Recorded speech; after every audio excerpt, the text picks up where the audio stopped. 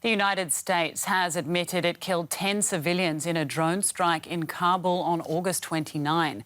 The attack was one of its final military operations before entirely pulling out of Afghanistan after 20 years. Initially, the Pentagon defended the strike, saying it hit an Islamic State militant. But now, after investigating the incident, it's owning up to the error. The Pentagon trying to right a wrong. In a written statement, Defense Secretary Lloyd Austin apologized for the strike, admitting that the deadly attack had been a tragic mistake. The Secretary was briefed by General McKenzie this morning at 8 o'clock on the results of his investigation. And on behalf of the men and women of the Department of Defense, he offers his deepest condolences to surviving family members of those who were killed. An internal review revealed that only civilians were killed in the strike on the 29th of August, an aid worker and 9 members of his family, including 7 children. The attack happened as the U.S. was scrambling to evacuate its forces and civilians from Afghanistan, and just days after a terrorist attack at Kabul airport that killed dozens of people. Based on faulty intelligence, the U.S. launched a drone strike on a car it believed was carrying militants about to mount a suicide bombing. Now it's clear that was not what happened. This strike was taken in the earnest belief that it would prevent an imminent threat to our forces and the evacuees at the airport.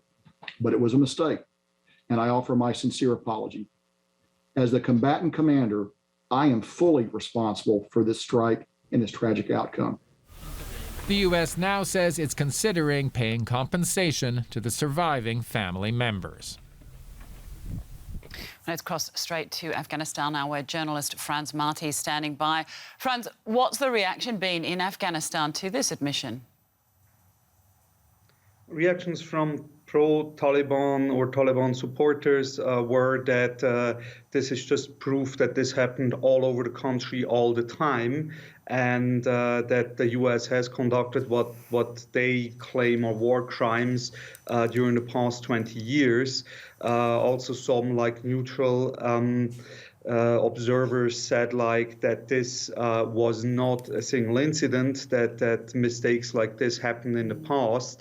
But of course, it's very difficult, if at all possible, to say how often this happened. What more can you tell us about the victims of the strike? The victims of the strikes were 3 adult men, one a worker for a California-based NGO and his 20-year-old son, plus his cousin who served in the Afghan Air Force.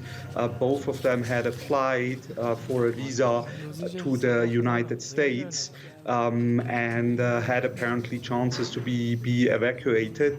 The thing was, as General McKenzie yesterday said, it was a so-called signature strike. They didn't know who exactly they hit. They followed a car that, according to their intelligence, was behaving suspiciously, but they didn't know the identities of the men. So they took the shot based on their behavior, not that they knew exactly the identities. Now, the first ever US drone strike in Afghanistan was conducted a few weeks after 9/11. You spoke a bit about it in your first answer there, but how has this form of warfare played into the situation we see in the country today? Studies and interviews show that many Taliban give US airstrikes that killed for family members or friends as reason that they joined the insurgency. So some argue that this kind of warfare has increased insurgents, rather strengthened the insurgency than weakened it. On the other hand, there have also been many successful strikes. And for example, drones allowed to fly over targets for prolonged periods of time to observe what exactly is going on. Of course, this is never perfect, but there have also been many successes. So to just see this black and white, either drone warfare is horrible, or it is a surgical strike capacity that can solve problems. Both is simplistic, and the truth lies somewhere in the grey in between. All right, Franz Marti, journalist, speaking to us from Kabul. Thanks for that.